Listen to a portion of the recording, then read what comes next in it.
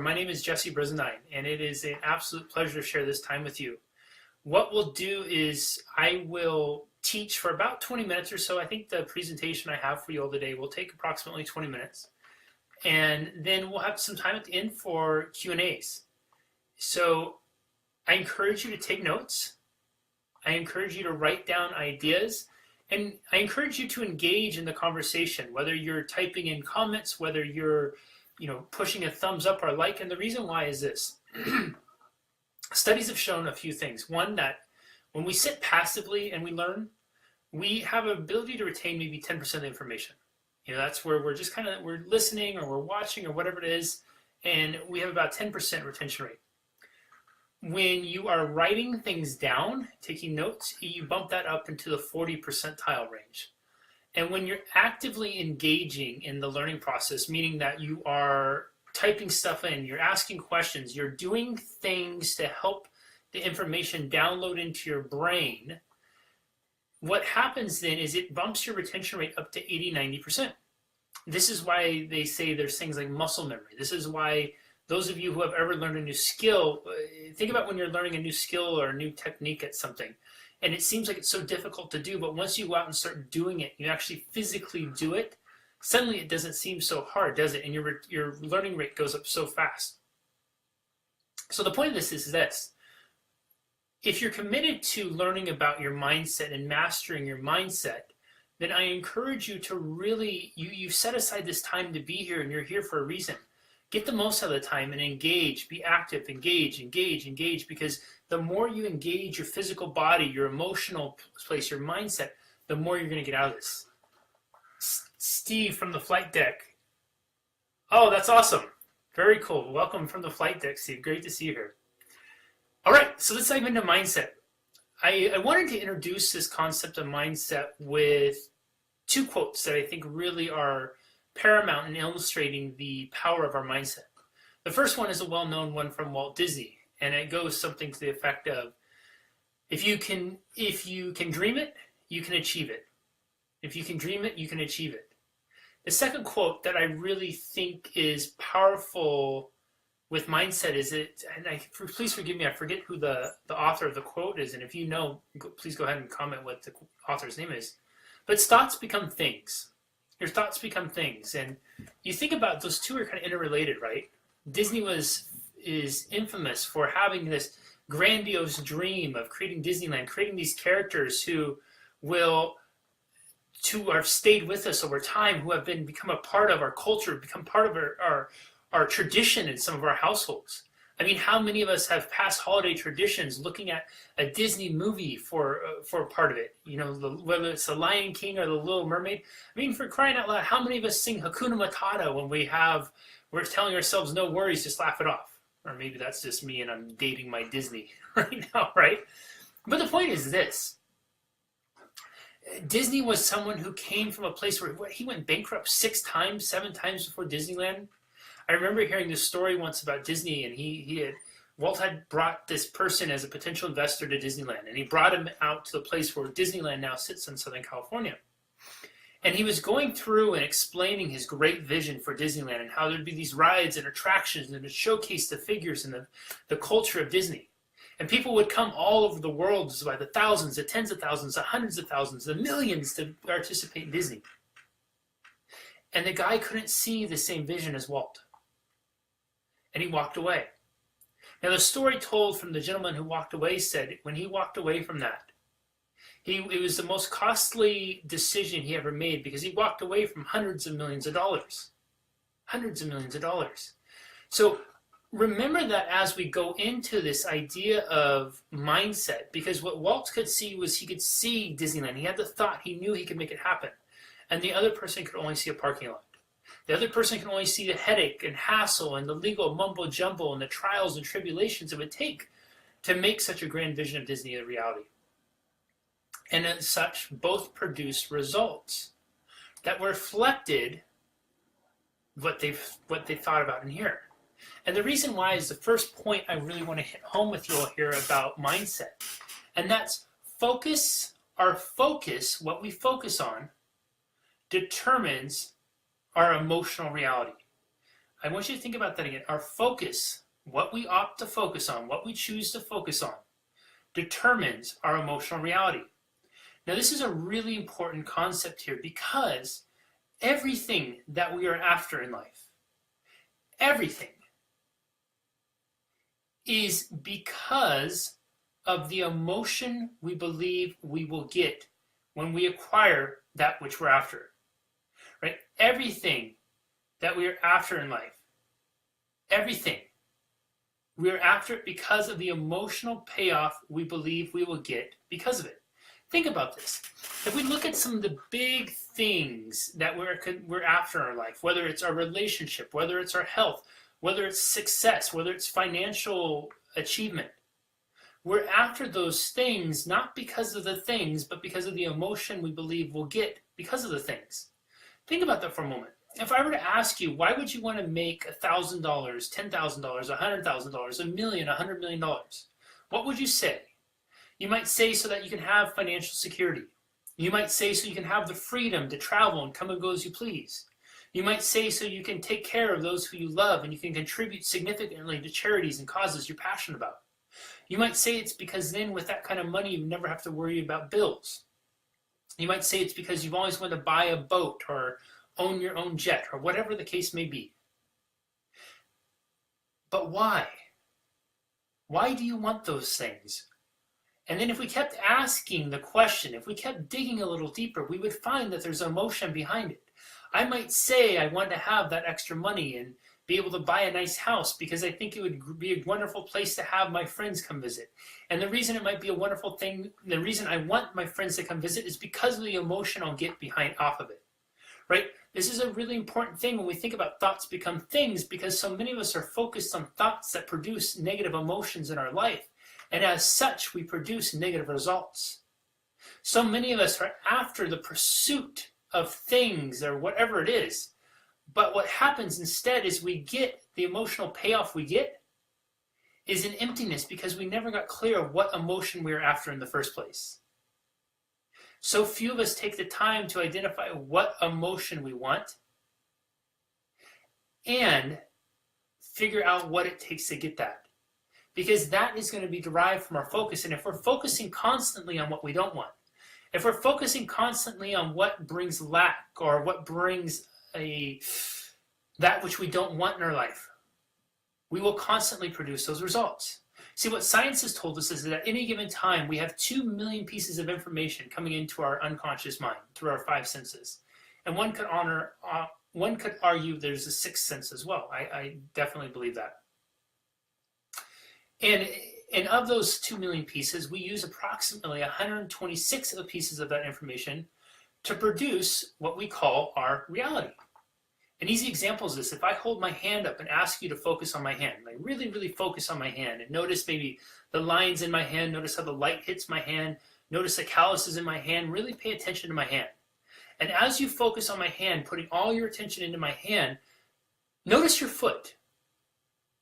How many of you weren't even aware of your foot until I drew attention to it? How many of you are noticing your foot now more than you've noticed it in the last few minutes? Shows of thumbs up, emojis, comments, whatever you can tap.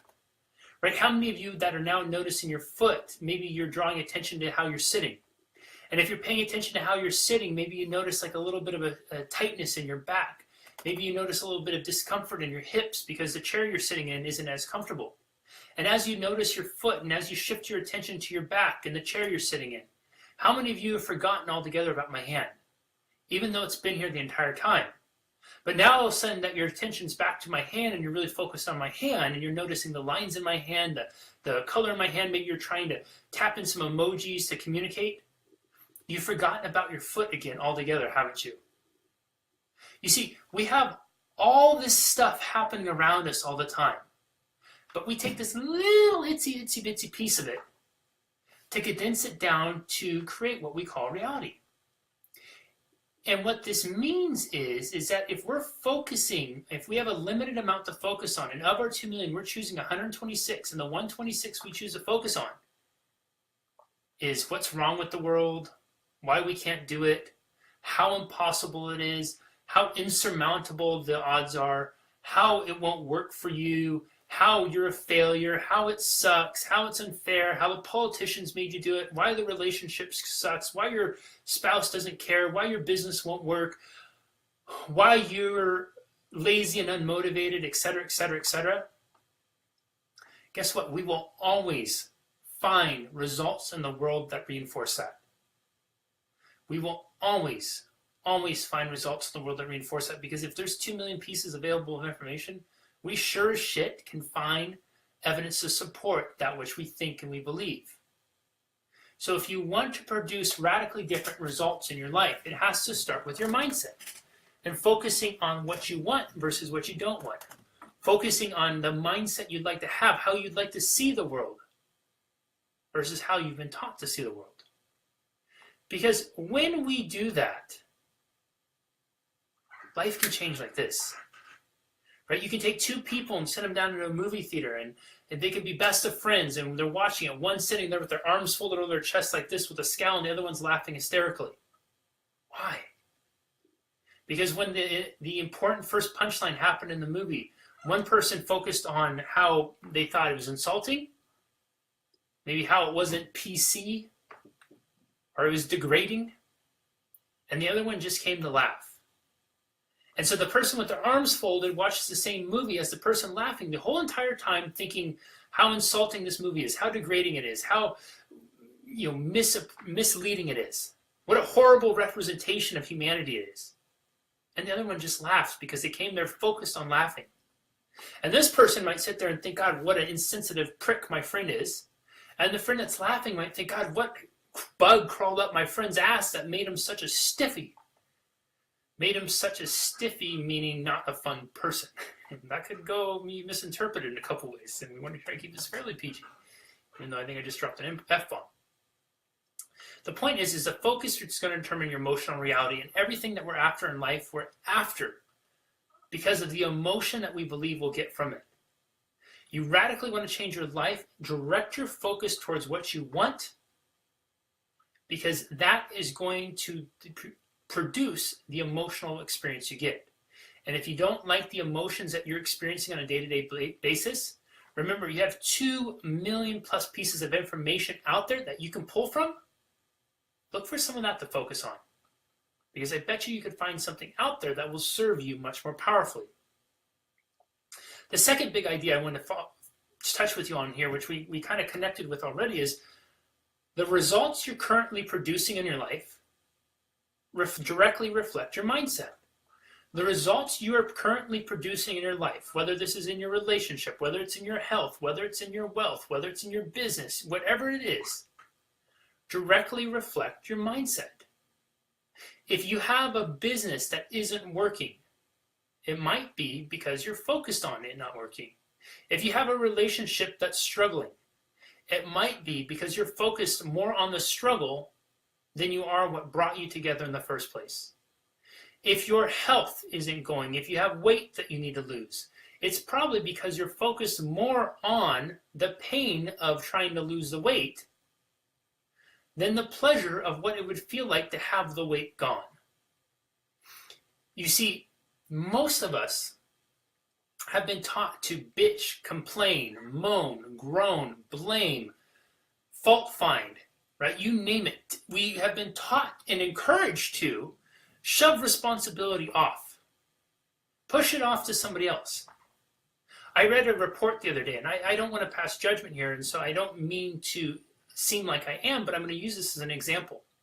I read a report the other day about somebody who is suing a bar because the bar had made this person, you know, one of those flaming drinks that you'll see when the bartender has this really elaborate display and they flip the stuff around. It's really cool and entertaining, and then they light it on fire and then they pass it down for you to drink.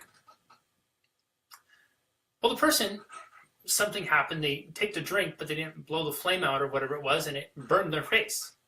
And what they're doing is they're suing the bar because they're saying that the bar did not explain enough about how you're supposed to drink the drink. Now, keep in mind, this is an adult because it's somebody who's of legal age to drink in the United States, which is 21. And I look at that and think, okay, unfortunate accident, absolutely. But where is that own person's responsibility? Where, if they had some uncertainty about how to drink, why wouldn't they ask the question? Right? I don't know about all of you, but if I saw something on fire, I would think, I probably should blow this out first before I put it in my body. And if I wasn't certain, I would think, hey, is this fire supposed to go inside of me? How could I do this? But again, where's the responsibility? You see, most of us have a mindset that's being conditioned by society, by the media, by whomever, to think and do and act in a way that does not serve us at our highest level. Why? Because I think it makes us more subject to influence. We subscribe more to a fear mentality, and as they say in the media, if it bleeds, it leads. We're not tuning in to watch the crap that's on TV if we have a happy and fulfilling life. We only tune into it when our life is lacking and we need time to check out of the reality that we're living in. And so that will be prescribed to us in high doses on a regular basis to keep us at a small level, to keep us at a place where we're kind of flatlining in life, so we have to tune in. As they say, the most profitable companies that are working in the prescription drug industries are profitable because they can keep you in that place between being alive, being sick, but just above dead. Now, that might be a bit of a morbid example, and I don't mean to fault find on any one particular company, because there is a lot of people out there who have great intentions. I speak more in a general idea with this because I really want you to download this information into your brain here, that your mindset is everything. And if you have results in your life right now that are producing less than what you feel you deserve, that are incongruent with what you know in your heart you're capable of, you gotta look in here. You have to. Because we will all, and pardon the expression, but I mean it from my heart, we all have the power to mindfuck ourselves right out of greatness. And on that same note, we all have the power in here to propel ourselves to happiness, to joy, to fulfillment, to abundance, to wealth, to whatever it is. Within here, we have the keys to unlock and defeat, unlock our greatest potential, defeat our greatest fears.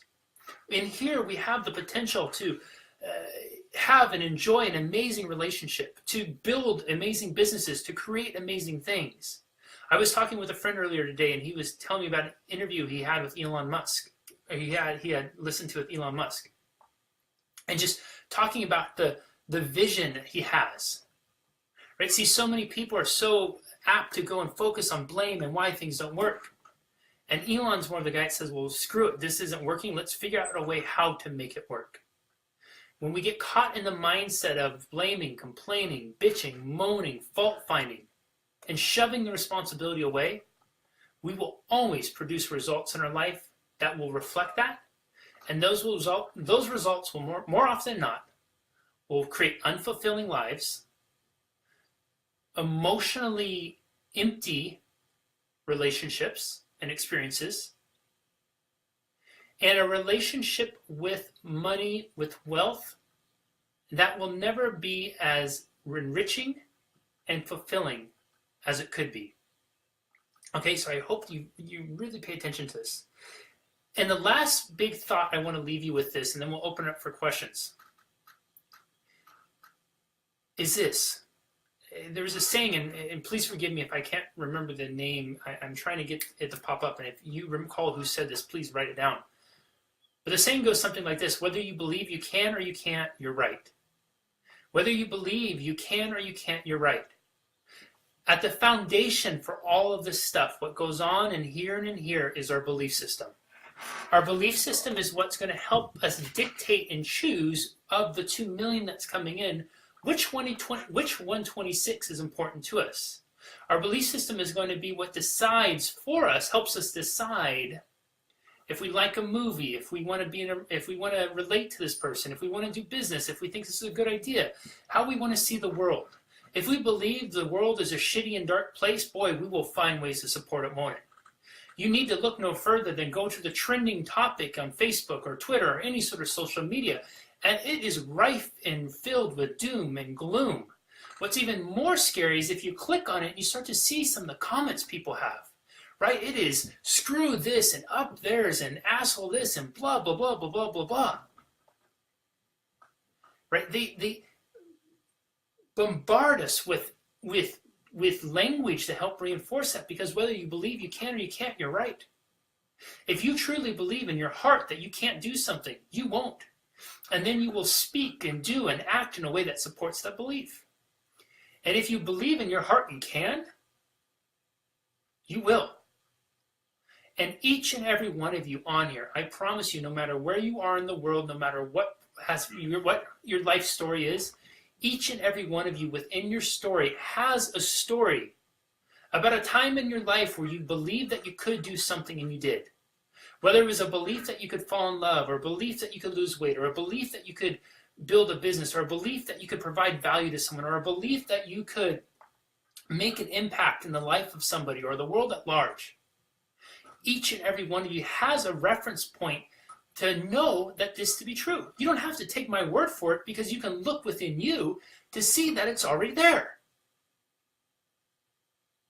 But the problem is that most of us have formed belief systems that support us playing life at a small level. Most of us have cultivated belief systems that lend to us living life at less than we deserve. Most of us have been allowed our belief systems to be influenced by others, by the outside world, rather than checking in with here and here and knowing what's true to ourselves. And because of that, our thoughts, our feelings, our actions are always going to think, feel, and act in a way in accordance to support our belief systems. Which means, if you want to radically transform your life, if you want to radically influence the lives of somebody else, if you radically want to make a difference in the lives of the people, regardless of it's your career, or if you want to just radically make a difference in your relationship, or if you radically want to make a difference in the lives of students. One of my clients messaged me the other day and was saying that she was teaching some of the exercises we were doing to her students. And she was saying it was amazing watching how they were transforming their psychology because of it. And I thought, my God, what a beautiful gift to pass on. At a time when so much of an emphasis, and this isn't to knock on teachers, I think teachers have one of the most important jobs out there. And at a time when so much of our education is focused on, reading, writing, arithmetic, learning about I use the Scarlet Letter a lot, and please forgive me if you like the Scarlet Letter, but it's the irony cannot be lost on me that I remember in high school we had to read the Scarlet Letter.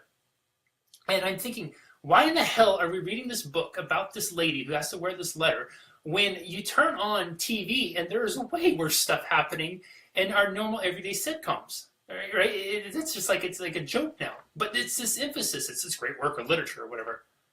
But why not instead instill ideas of confidence and belief systems about confidence, belief systems about what a child can accomplish? Each and every one of you on here may have a story at your life of when once upon a time somebody who you loved and cared about, whether it was a peer group, a teacher, a friend, a family member. Mine was my grandma.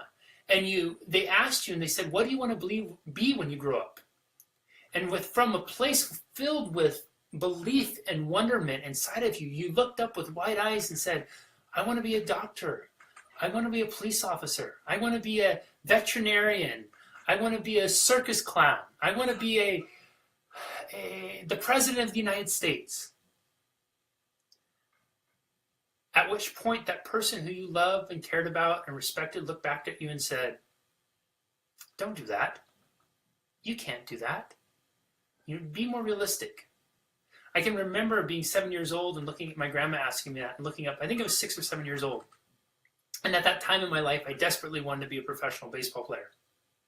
And I told her, and I believed with all my heart at that time that that's what I wanted to be. At which time she looked at me and she said, you don't want to be that. Athletes are stupid. You don't want to be stupid. You want to do something where you have to use your brain. And that is how beliefs start to get formed. See, many of us are operating off of beliefs that we don't even know we have. Because once upon a time, early at different stages in our lives, somebody who we loved and cared about influenced our belief systems. My grandma wasn't trying to be mean or malicious. From her heart, she probably she loved and cared about me and wanted to see me do something where she thought what was important is use my brain. But what she didn't realize with her words was that she was conditioning me to believe something about myself. Maybe I can't maybe I can't be anything I want to be. Maybe maybe I'm stupid. Maybe I'm not capable of achieving my dreams. To that, I have to respectfully say bullshit. Because everything I know now about people, everything I know now about what's inside of us and what our potential is we are fully fucking capable of achieving anything that we believe we can. And I mean that from my heart. I want to give you just one last example before I open it up for questions. There is a study going on. I was having this conversation the other day with some friends and about breath work and about getting cold season and whatnot. And there's a study with a group of people who have been able to prove scientifically now, not hocus pocus woo woo stuff, but scientifically they have been proven that they have found a way to meditate and breathe and can actually boost their immune system and fight off a virus. And what they've done with these guys is they've allowed them to go into their trance state or whatever it is they do, and then they inject them with a virus that would produce like a flu-like response. They have them all monitored, hooked up, and these guys do their thing. Flu never happens. What's more so fascinating that is the guys who founded this are teaching other people to do it now too. And so average Joes and Janes are coming in, doing this training and being able to do it and having the same experience. I personally subscribe to this because I can remember a time when I was a full-time personal trainer right out of college, working in a big box gym where I would be interacting in with a lot of different people. I had this bombardment of germs all the time, and I would routinely get cold after cold. I think on average I was getting probably 3 or 4 colds a year. I can remember, gosh, I don't know how many days were with Kleenexes stuck in my pocket, sneezing and sniffling my way through the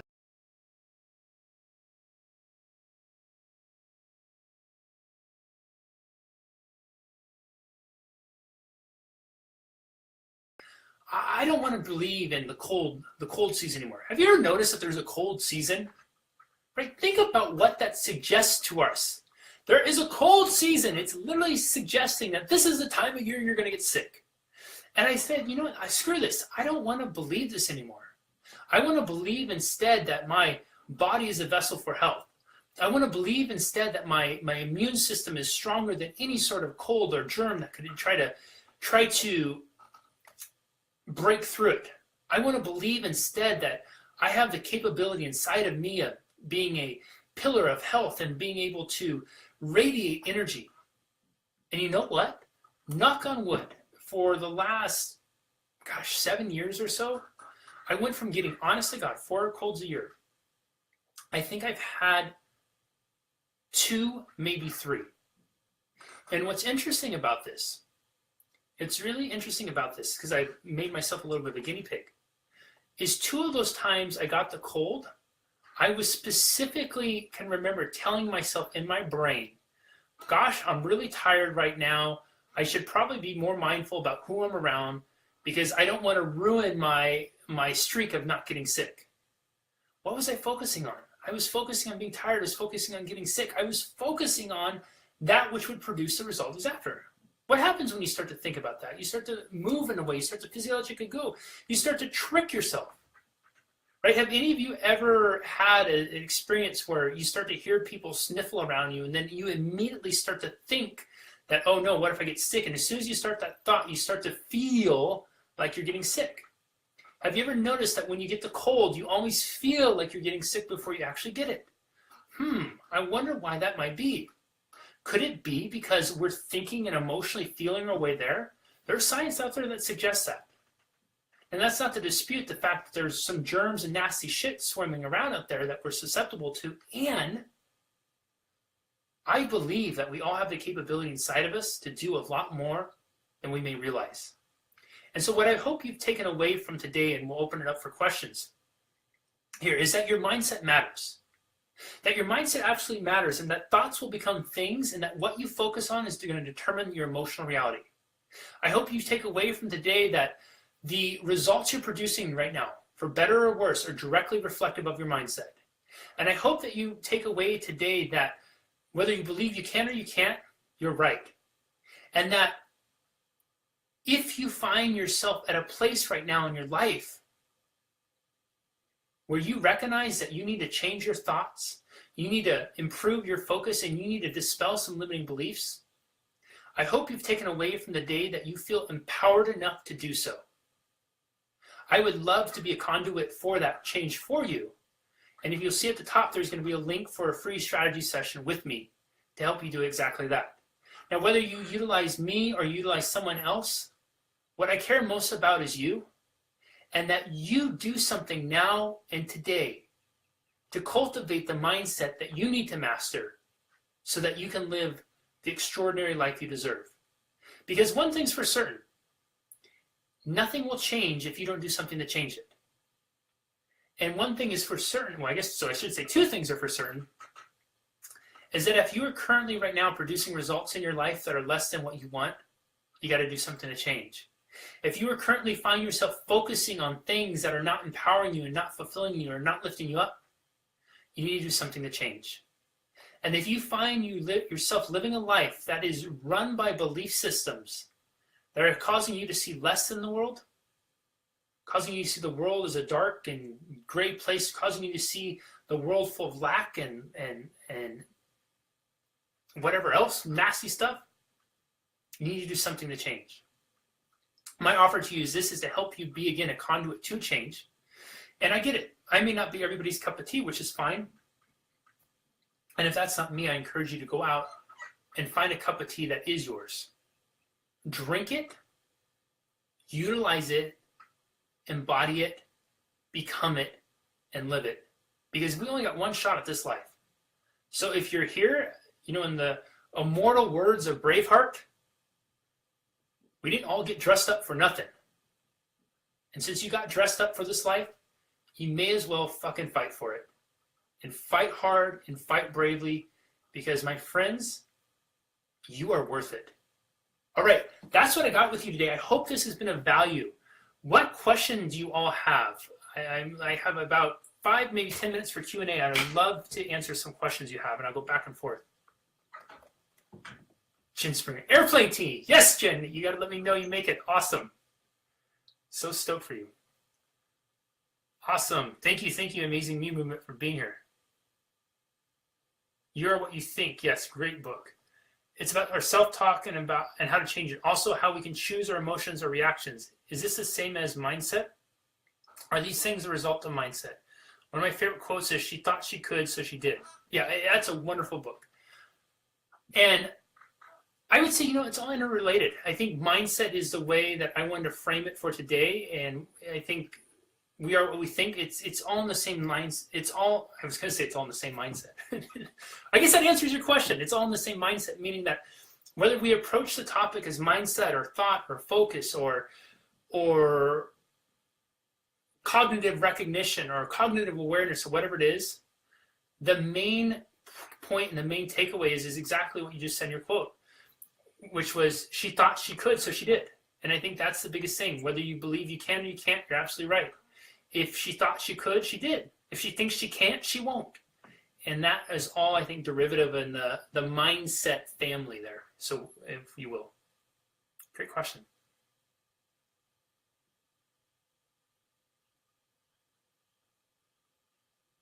You bet. What other questions do you have? Thank you for being here. I appreciate you saying that. And thank you so much. I hope some of you took notes with this, and I appreciate I know there was quite a few comments popping up, and I promise I'll go back and read all your comments and respond if there's any questions in that afterwards. I want to make sure I answer any live questions that pop up right now. As a reminder, while you're typing in questions, we'll be back here next Thursday, which is going to be May, what's the date? Oh yeah, May the 4th be with you. Jesus. So May 11th, we'll be back here for next week's Weekly Wisdom. May the 4th be with you. I even said something about that earlier. What is the first best step to take to change mindset? That's a wonderful question. the question is, what is the first best step to change mindset? And I would start with looking at what you know you need to change. The reason is most of us will focus again on what we don't want.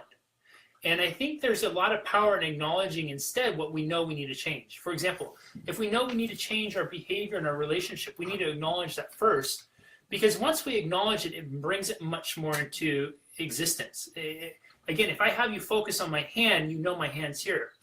But if I have you again focus your attention on your seat or your foot or your knee or the noise around you, you forget about my hand, and now your attention's not on it. Our attention goes somewhere else. So by acknowledging the hand is here and focusing on that, now it gives us a direction where we can go. Most of us don't take that first step because we think about what we need to do. It's our to-do list, but we get so distracted by all this other stuff. Because remember, we're using 1/26 of 2 million. There's a lot on the table. So acknowledging what it is we need to change, acknowledging that the presence of the hand is here, because once we do that, then we can figure out how we can do that. So the first step has to be bringing this into focus, that which needs to change, and then we can identify how, right? And so what the how might be is, it might be, okay, do I read a book? Do I take a class? Do I have a conversation? Do I hire a coach? Do I call the plumber? Whatever that is. If you have a leaky faucet in your house, okay, we'll just use this example again just to help reiterate that point. Any of you who have a home repair that you know needs to be repaired, how many of you only think about that home repair that you know needs to be repaired when you actually see it, engage in it, or hear it, right? Honestly, how many of you, right? How many of you have something that you know needs to be fixed, but you never fix it because you're not focused on it? But then as soon as you focus on it, you say, oh my God, how could I forget? I need to get this fixed. Because most of us don't put it at our forefront. Most of us are aware in the back of our mind the hand's there, but we don't focus on it. Because we're too busy going blah, blah, blah, blah, blah, blah with everything else, right? We want to get on the news and get worked up about whoever's saying whatever. We want to go out there and talk about who said, he said, she said, blah, blah, blah, blah. Right? Most of us are more preoccupied with who's sleeping with who, what celebrity said what, and what the thing, who tweeted what on Twitter, than we are with improving our own quality of our lives. So the first best step is, which I love that you asked, what's the first best step, is making what you need to change a forefront. That has to become your focus. You need to look at the hand, see the hand, and focus on the hand. Because once you do that, then you can ask yourself, how?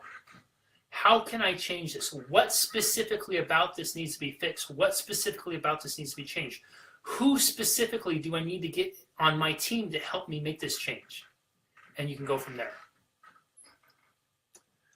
How often do I go live? Right now, I'm usually on here 3 times a week. I'm on here Mondays at noon for the weekly Q&A for people who submit questions and I answer them. I'm on here Tuesdays at 11-ish a.m.-ish Pacific time for the moral of the story, which is a short little inspirational story that I share. And then I'm on here. I always do this weekly wisdom free training every Thursday around this time. Can we do one of these on stress and how it affects us mentally and physically and tools to help with that? I did a stress one.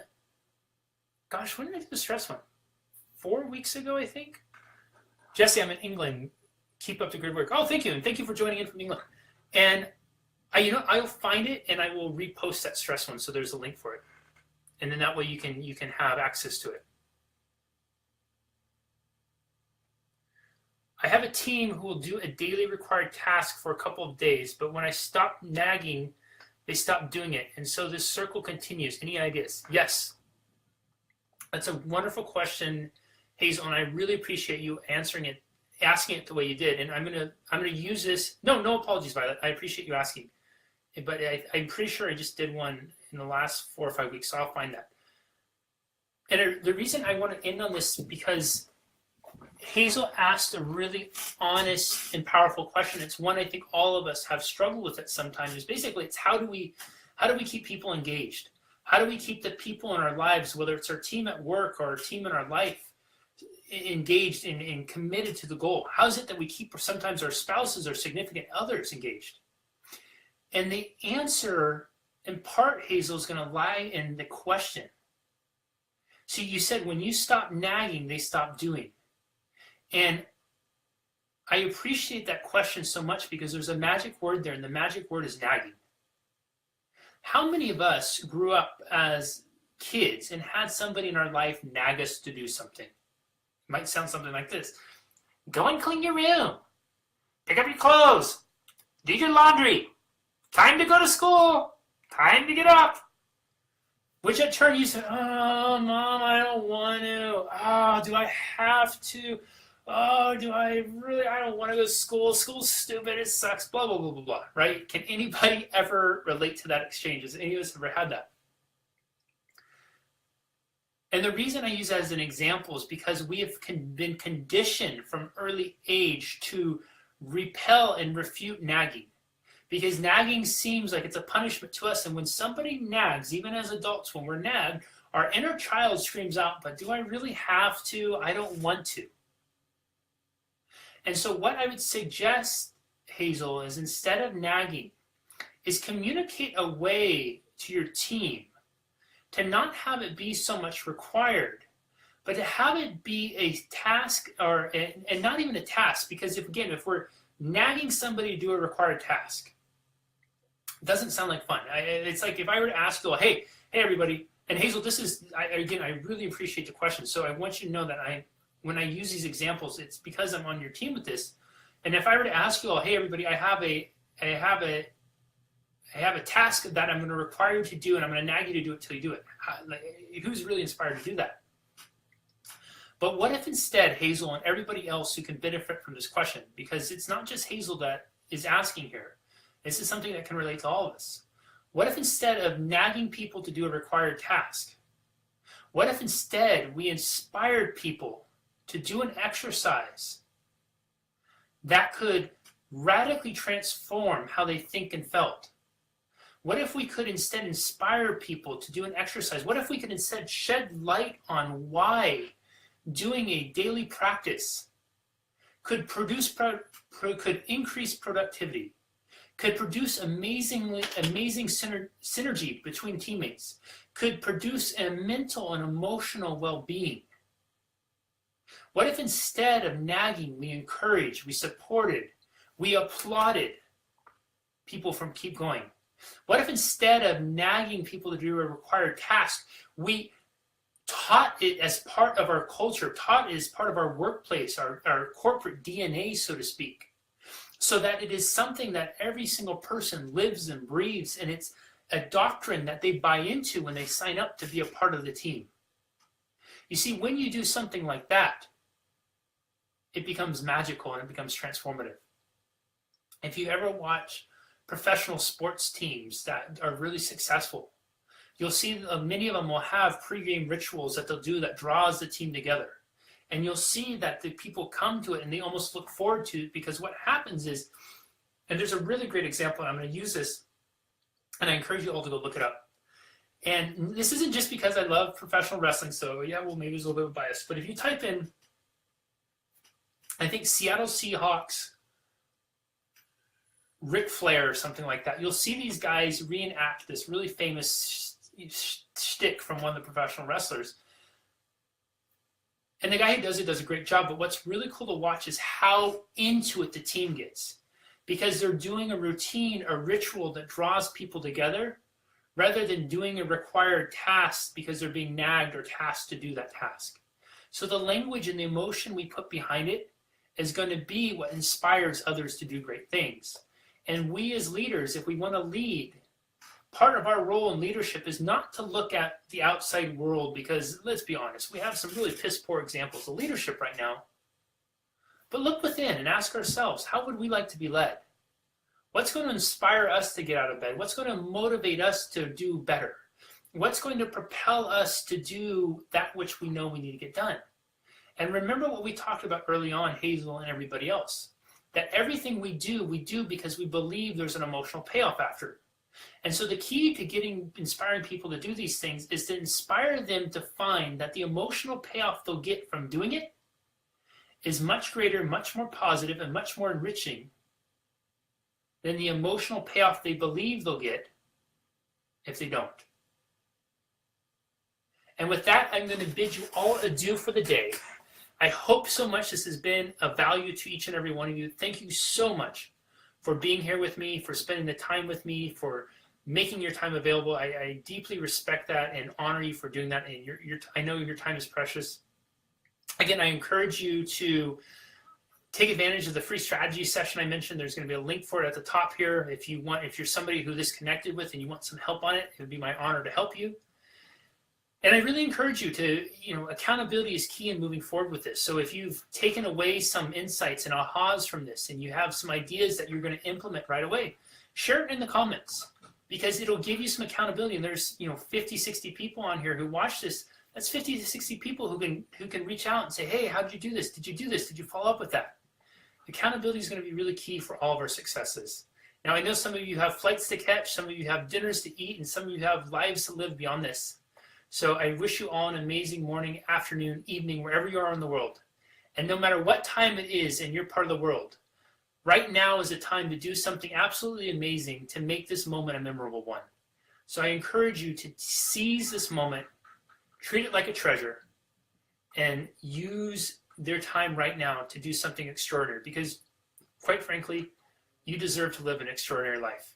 Okay, much love to you all. Take care. Have a wonderful rest of your day. Bye-bye.